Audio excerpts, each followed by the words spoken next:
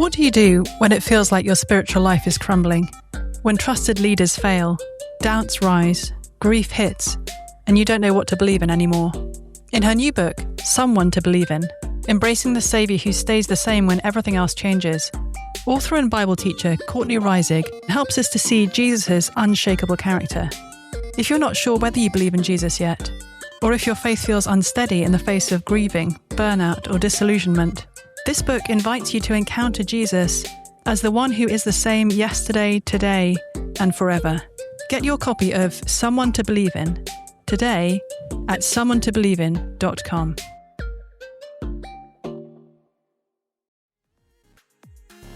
The Sing hymnal from award-winning hymn writers Keith and Kristen Getty is a rich collection of classic and contemporary hymns created to deepen worship, foster unity in the church, and proclaim the hope that we have in Christ.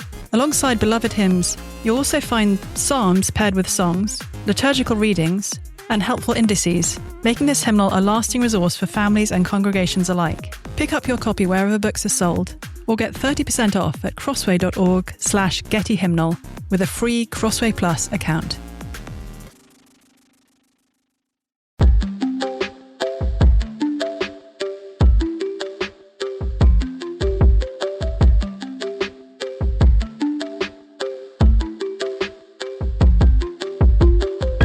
I'm here with my friend Tom Rudelius. Tom did his undergrad degree at Cornell and his PhD in physics at Harvard University, not far from where I am currently situated, but quite far from where Tom is right now physically.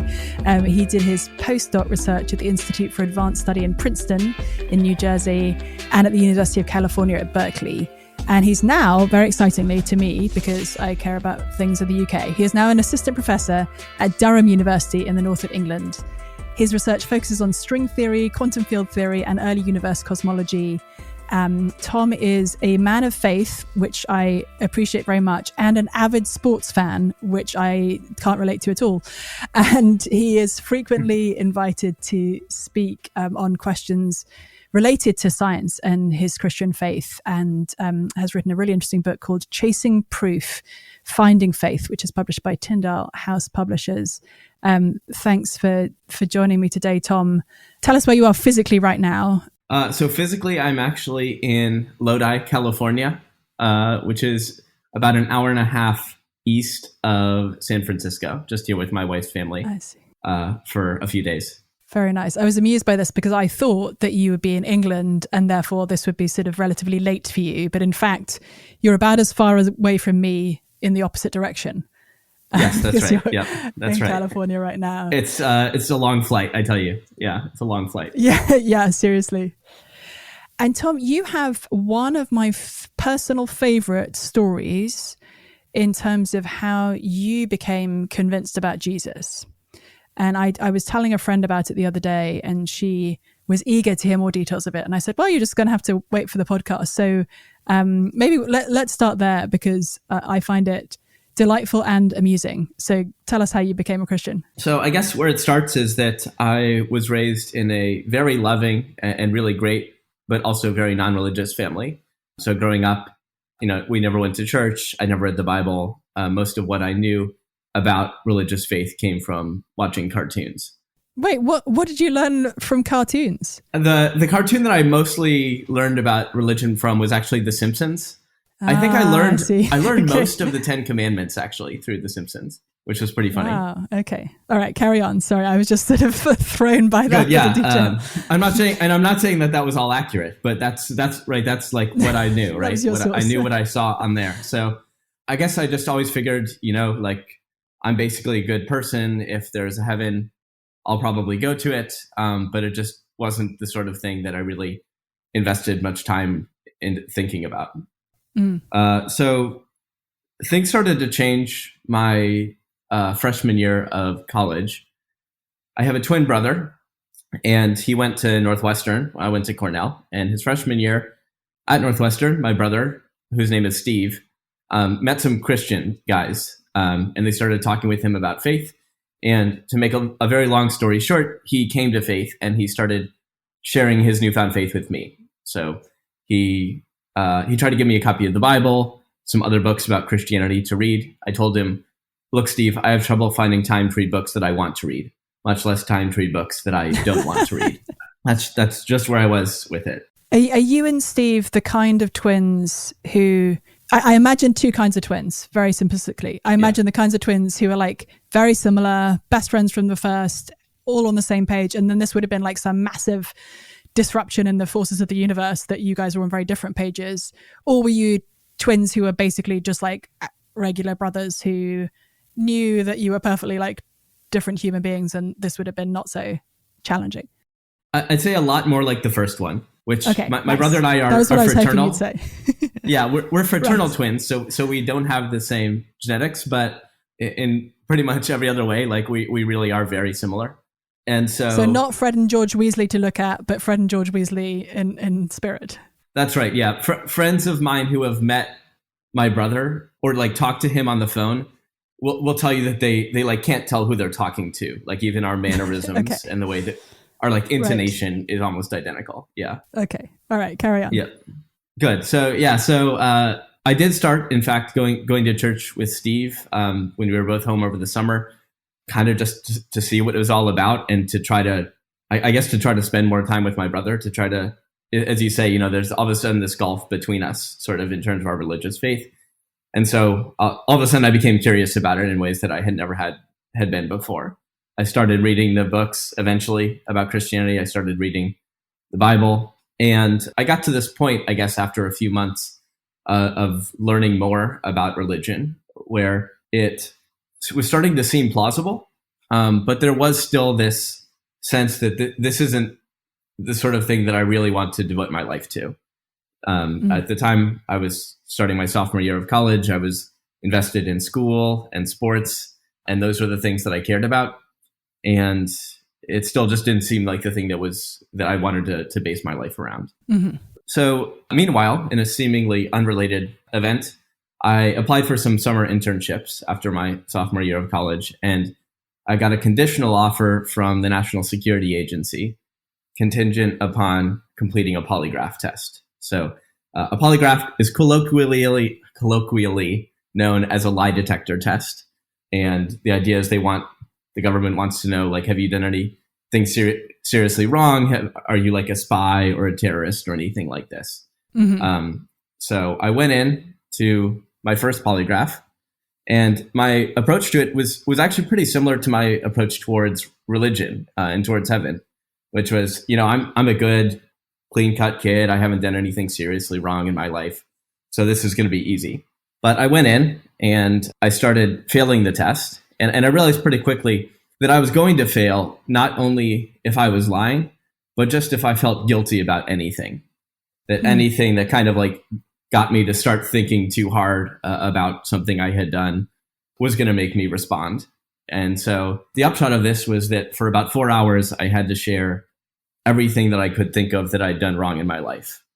And it was kind of in that moment that this message that my brother had been telling me about how people have turned away from God, that we've all done wrong, that we've all chosen to put ourselves first, to put ourselves even in the place of God and to run our own lives. I started to see that sort of brokenness in myself. I started to realize that, deep down beneath my like Ivy League resume and the fact that I'm generally a nice guy, like deep down, I've done a lot of things I'm not proud of. So it was in that moment when that made sense to me. And that was something that my brother and I remember having like a strong disagreement a few months before that, where my brother and I argued about, are people mostly good or not? And my view was, people are generally good. And sure, there's like the Hitlers of the world out there, but like most of us are just generally pretty good people. And it was taking that polygraph test that it's kind of like, well, man, when I really have to just lay out all of the bad things I've ever done, I realize I'm not as good as I like to think I am.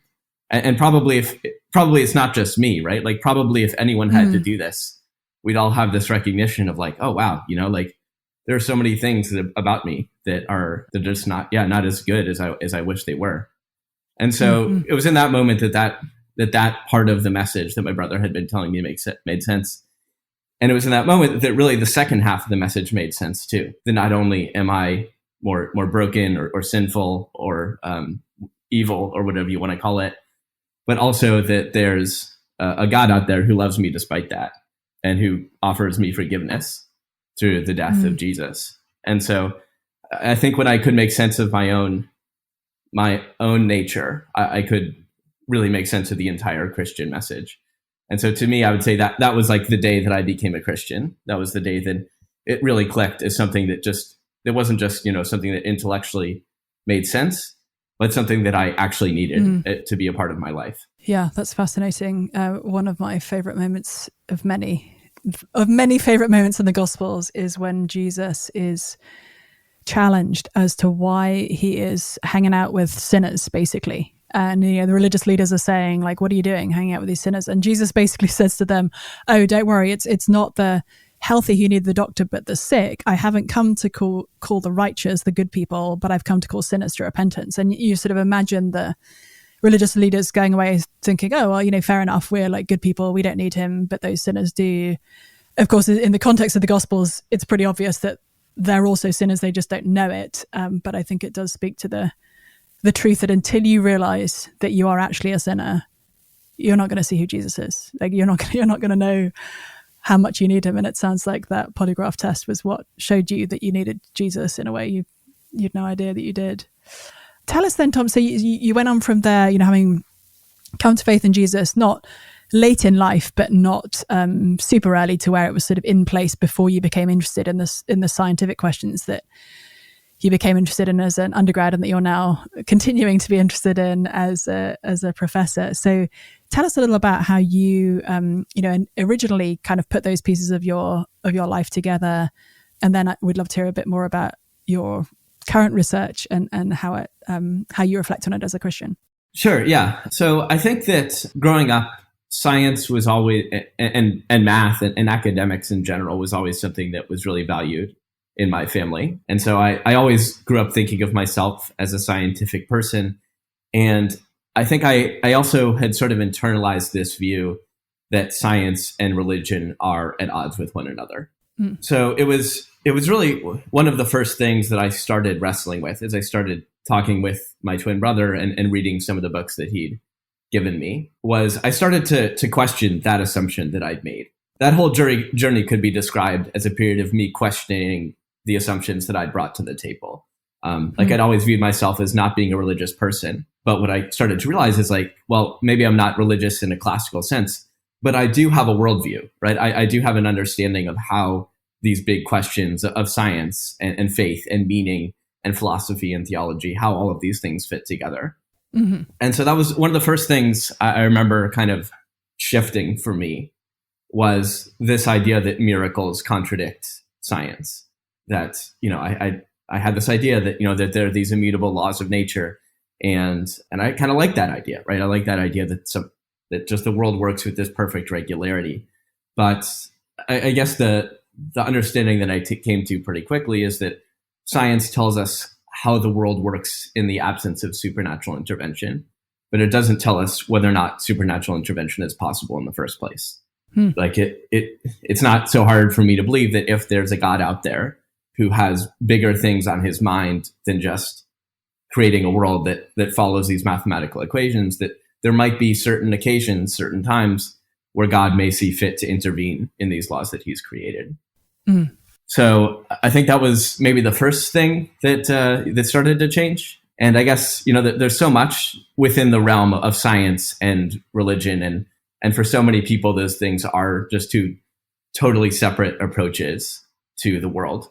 But something that I guess I've found, having walked this journey of faith for, goodness, more than 14 years now, and having walked this journey of science for about as long, is that for me, I'd say that the way that I think about my religious faith and the way that I think about my science are actually very similar.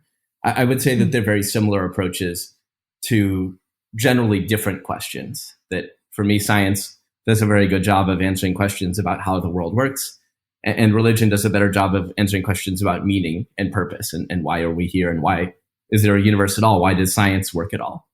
So for me, I guess, it's a long conversation, but I think that they're not, to me, I don't view that conflict the way that I did growing up in the way that a lot of people seem to. Mm-hmm, mm-hmm.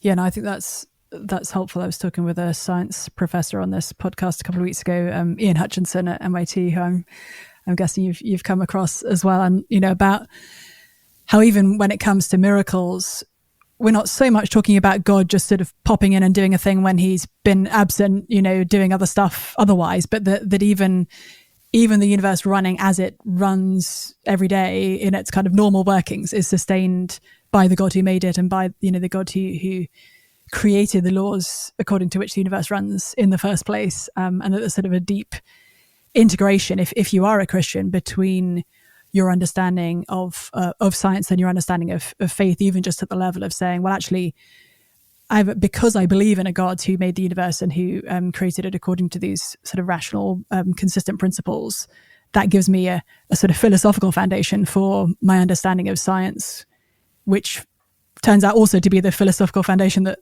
modern science was first sort of developed on the basis of, and some of the, I guess, the idea that people have that science is offering a kind of opposite hypothesis or an alternative hypothesis to the idea that God created the universe is perhaps a kind of misleading way of framing things. Tell us more, Tom. So now you study things that I don't even pretend to understand, but give us the sort of short layman's summary of the kinds of questions that you're interested in research-wise now, and how you reflect on those from a Christian perspective. So I guess a lot of my research deals with topics relating to string theory in some way.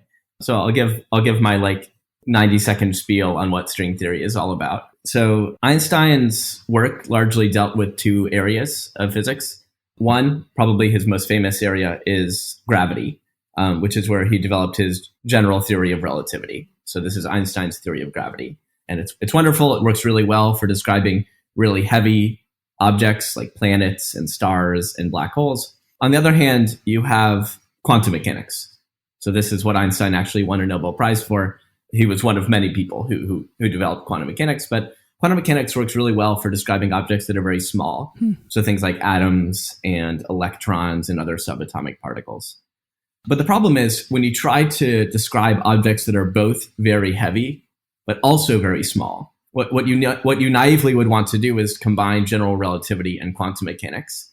But what you'll find when you just try to do that in a naive way is that it doesn't work. For instance, it starts giving you probabilities that are larger than one, which is not possible, right? Like you can't have something more than 100%. Mm-hmm. So that's telling you that what you really need is a new theory, which combines general relativity and quantum mechanics into a consistent framework. And that's what string theory claims to do. So string theory is like the only mathematically consistent way that we've come up with so far for how to combine quantum mechanics and general relativity. And so we call it's the theory of quantum gravity. Why is it called string theory? I've realized, funnily enough, having actually read a decent amount about these things a few years ago, I have no idea why it's called string theory. Yeah, it's called string theory because it's a theory of strings. So enough said. Yeah, no, I'll explain that. So in particle physics, we're accustomed to thinking of the fundamental constituents as being points in space. So like an electron or a quark or the Higgs boson. We think of these as like points in space that travel through time. But at string theory, the fundamental constituents are actually extended in one dimension. So they have a length, which is called the string length. And we call them strings because like strings are kind of extended in one dimension, right? Like you have it has a length. And so we call it a string. So the thing that's sort of controversial about string theory and difficult about it is that in order to test it experimentally, you need to build a far more powerful particle accelerator than anything that we actually can build. So there isn't really any direct experimental evidence for it. All of what we know from string theory, or just about all of what we know from string theory, instead comes from just like the mathematics. So that's why actually at Durham University, I'm actually in the mathematics department because some, and it differs by school, right? Like some people would put string theory more in math, some would put it more in physics. It's kind of on the border between the two of them.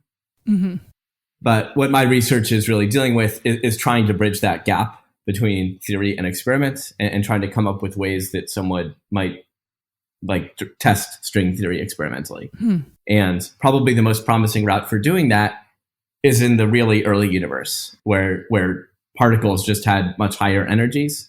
And so you might hope that you could see some sort of imprint, some sort of smoking gun of string theory in the early universe.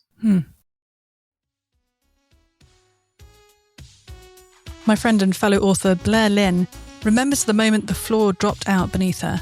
What followed were panic attacks, ER visits, and waves of anxiety so intense they left her trembling, breathless, and afraid she might die. As a Christian, she knew she should cast her cares on God, but she didn't know how. In the depths of fear and discouragement, simple answers and spiritual cliches fell flat. There was no quick fix, no bypassing the valley. In Made to Tremble, Blair shares how she learned to walk with God through her anxiety, not around it.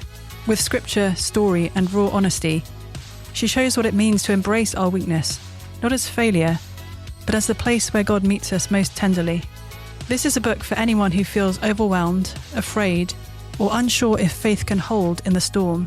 Through Blair's story, discover the peace of God and a deeper awe of the God of peace. Get your copy at madetotremble.com.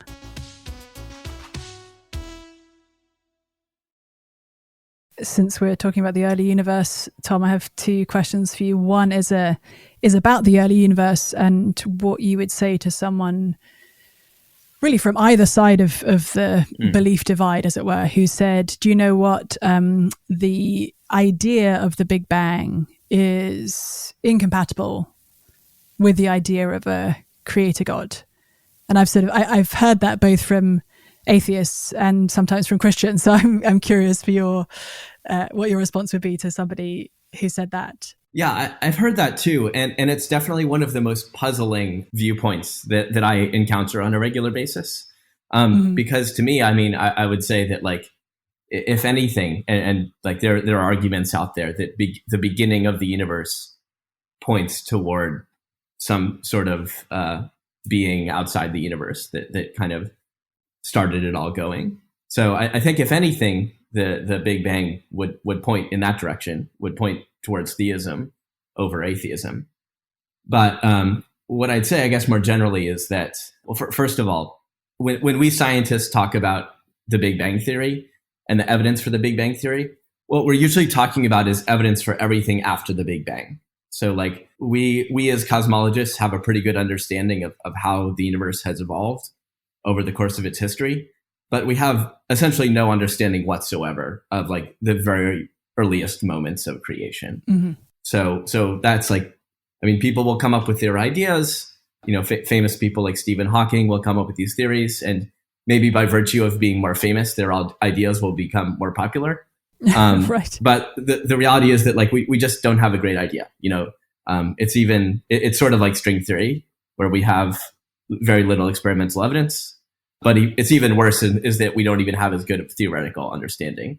So, so the actual moment of creation itself is like very much shrouded in mystery from a scientific perspective. But I would say that even if the science came along someday and could give a perfect account for how the universe came into existence, I still think that would hardly affect the theological questions at all. Because you can have you can sort of have a scientific explanation and a metaphysical explanation working at the same time. And there's a famous example that I think maybe C.S. Lewis came up with of, you could ask a question like, why is the water boiling? And I could give you this explanation from thermodynamics about how water boils, or I could say that I wanted to make a cup of tea. And both of those are perfectly good explanations for why the water is boiling. One is physical, one is metaphysical, but they're not in contradiction. And I think that the same thing is true. Even if we had a perfect physical explanation for how the universe came into existence, we could still very well ask questions like, why this particular universe? Why these particular equations, right? Even if you had some mathematical theory, it's just going to be some equations. And you could ask, why were these the equations that came to life and actually produced a real world, a real universe that we live in? And those sorts of metaphysical questions, I think, are the ones that ultimately lead us towards the existence of God. Well, and on that point, so I guess two follow-up questions there. One is, and correct me if I'm wrong on this, but my understanding is that when what we now call the Big Bang was first proposed, and it was developed at least, in substantial part by a Belgian Roman Catholic priest, that it was actually received more negatively by people coming from a kind of atheist perspective in the scientific establishment, because it did seem rather too much like a sort of Genesis idea of God creating the universe from nothing. But as we think even today about the kind of universe that we have, and again, you know far more about this than I do, but my understanding is we actually live in a somewhat improbable universe or an extraordinarily improbable universe in terms of the various possible universes that could have come about from, if we just look from a scientific perspective. So help us understand more on that front as you reflect on kind of your understanding of science and your Christian understanding of the world. Yeah. So what you're describing there is what's sometimes called like the fine tuning of the laws of nature for intelligent life. That, if like the mass of the electron were just a little bit different than what it is, if something called the cosmological constant, which measures the rate of expansion of our universe, if that were a little bit different, that life as we know it would just be impossible. And when you say a little bit different, you mean like an incredibly little bit different, right? It's not even like 25% different. Yeah. The cosmological constant problem is like the most severe example of fine tuning. And it's like tuned to one part in 10 to the 120. So it would be like you randomly pick a number between 1 and 10 with like not just the integers, right? Like any real number between 1 and 10. And I pick one between 1 and 10. And we happen to agree to like 120 decimal places. Like the first 120 decimal places are the same. Like that's the level of coincidence that we're talking about. Yeah. So that's an enormous coincidence. And if it were just like, off by a factor of 1 in 10 to the 120 or so, larger or smaller, then there would be no galaxies, there would be no planets, there would be no stars, there would be no us. Mm-hmm. So it seems like the conditions of our universe are sort of just very precisely tuned to be exactly what they need to be to have intelligent life. So I think kind of for a lot of people, myself included, this points towards that someone or something, whatever you want to call the designer, has sort of tuned the universe to be exactly what it needs to be for intelligent life. What a lot of kind of the opposing view that a lot of like my non-Christian colleagues, for instance, my atheistic colleagues would have, most of them would believe in some sort of multiverse, like which basically holds that there are a zillion universes out there, and if you have enough universes, enough monkeys typing on a typewriter will eventually give you Shakespeare. Enough universes out there with different laws of nature will eventually give you life. I think that the multiverse is definitely like a step in the right direction. Like if I were an atheist, I would believe in the multiverse. Mm-hmm. But I also think that even the multiverse theory really comes short of describing a lot of the human experience. In particular, I think it wouldn't necessarily explain why you have intelligent life. It might explain why you have like beings that can make observations and then just like exist for a second and then stop.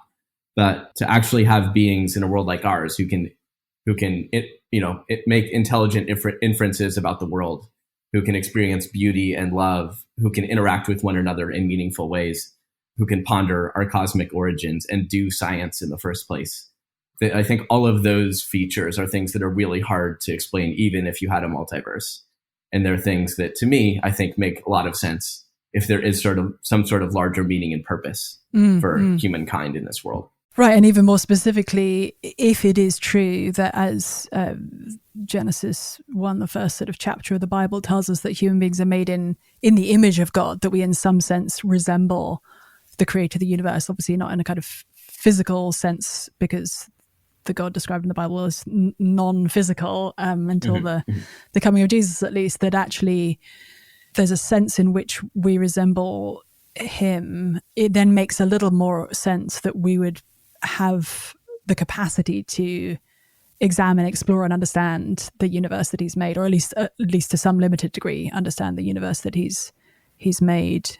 What's your sense, Tom? So the last book that I read on the subject was by Martin Rees, a British cosmologist, called Just Six Numbers, The Deep Forces That Shape the Universe, where he's talking about these sort of six numbers that if any one of them were even slightly different, we wouldn't have the universe that we have, or one that could kind of sustain life.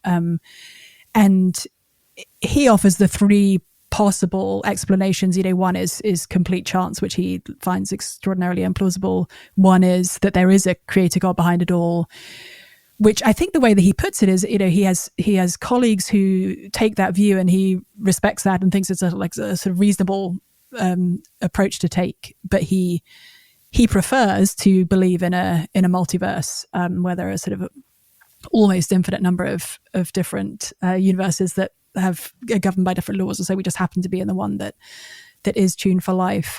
As you talk with colleagues from different belief sort of perspectives, are most of your colleagues in a position where they would say, yes, the multiverse is definitely the answer to this conundrum, and anyone who's instead choosing to believe in a creator God is sort of a little bit crazy? Or are people like Martin Rees saying, actually, that would be another legitimate way of understanding what's going on here? I'm kind of curious for your experience and whether that's been different in the US versus the UK. Yeah, I would say I haven't had enough conversations yet in the UK to, I feel like the sample sizes are pretty small. But what I would say, I think if I had to guess, I would guess that the majority of physicists fall into that Rees camp. And I've even heard that a colleague of mine say almost exactly the same thing, that maybe God is the best explanation for the fine tuning of the universe. And he doesn't believe in God. I don't think that's what he actually thinks, but he's open to the possibility that it's a legitimate option. I think that there's probably a smaller group, but certainly sizable and certainly more vocal, that thinks that the idea of God is just completely, complete rubbish and obviously wrong. But I guess I would also say that I've run into a pretty big spectrum of religious belief amongst my colleagues, people from Christians and Jews and Muslims and atheists, you name it. But what I've also found is that those who do reject God, it's rarely that they think that the science just completely makes the idea of God ridiculous. I'm sure some think that, but I think what I see a lot more often is questions like the problem of evil and suffering, which to me, I guess, is interesting. Not because I'm saying the problem of evil and suffering is an easy problem necessarily to deal with, but I guess that in my experience, it's the same objections that peasants have had. Going back ancient, thousands of years, right? You read in the Bible, all over the place, the people are wondering, God, why do you hide your face in times of trouble? Why, God, where are you in the midst of all this suffering? That those same questions seem to be what the smartest people that I work with, who are really smart people, they seem to have the same questions, the same objections. Yeah. And I guess what always fascinates me there, and I have those conversations too with people from a whole different range of different areas of expertise and life experiences, is that if there is no God, then our suffering doesn't mean anything. It's almost, I think people are often kind of looking at the question, the real legitimate question around how can a loving God allow people to suffer, as if the alternative of not believing that there is a God at all, I don't know, makes the suffering go away or makes the problem go. I mean, it makes that particular problem go away, but actually it doesn't give us any help in the face of suffering or any coherent understanding of what's even going on. All it does is sort of rip the carpet from beneath our feet as we even think that we might matter. And I think if you look more closely at Christianity, even apart from any other religious tradition, and you see at its very heart the God of all the universe suffering in the most profound way, or the Son of God, nailed to a Roman cross, that an understanding of who the Creator God is, that he would send his Son to die, I don't know. To me, I'm not saying it makes the questions around suffering simple, but it does mean that Christianity has something, I think, profound to offer, that if you're looking at the world from an atheist perspective, you know, all your hope is gone and all your sense of even who you might be, if you really look at it closely, is kind of gone as well. Yeah, absolutely. I mean, I think this to me, is kind of the dilemma, like the big question kind of comes down to, it seems to me, I talked about the fine tuning of the universe for intelligent life, that it's really remarkable that we're here. And I think that just about every human who's ever lived has had this, like, how amazing is it that I exist, that I can think that this world exists. And it really seems like there's a bigger purpose to my life. And yet at the same time, you have evil and suffering, right? And you wonder, well, if there is really God who, like a loving God who built all of us with a purpose in this world, then it seems like we're all just going to die, and that's the end of the story. And if atheism is true, like that really is the end of the story, right? Yeah. But to me, I think what is so compelling about Christianity, as you say, is that it responds to the problem of evil and suffering, but not in the way that you want, not like with an intellectual answer, just as how, like, Job asked God in the book of Job. He wants to know, like, why he's suffering and why he's going through all these things. And God never even answers Job. God never explains to Job what was going on in the heavenly realms. But what he does do is he comes to Job and he reminds him, like, hey, I'm God and you're not. And I know, I know my reasons. And I think for us, what we have even better than that is we have in Jesus a God who clearly cares about suffering because he was willing to suffer himself. He clearly cares about our deaths because he was willing to die himself. And ultimately, he gives us that hope of resurrection, that somehow all of the evils will be set right, and somehow the world will be even greater for having once been broken and lost, to quote Tim Keller, I think. So I think, to me, and this is something as a scientist that I think, as I've gotten, again, deeper into my journey of faith and deeper into my journey of science, something that I've become more and more okay with is having mystery in the world. I remember as an undergrad, I was, like, pretty good at physics, and I felt like I understand, like, everything, this is easy for me. And now I'm in a place where it's like, oh my gosh, I've been doing this for so long and I barely understand anything. Like, there's so many mysteries in the scientific world that I will never understand, and that like no one I know will understand, right?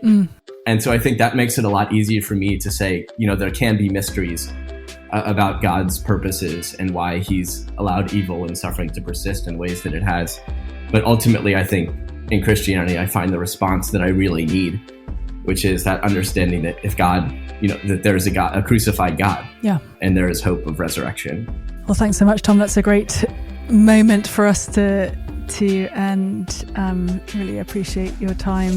You guys have been listening to the Confronting Christianity podcast. You can follow us on Twitter/X, on Instagram. And if you would like to leave a review on iTunes, you can also mention a question you'd like to see explored in a future episode. Thanks again for joining us, Tom, and give my love to my homeland when you go back to it sooner than I will. Absolutely, will do.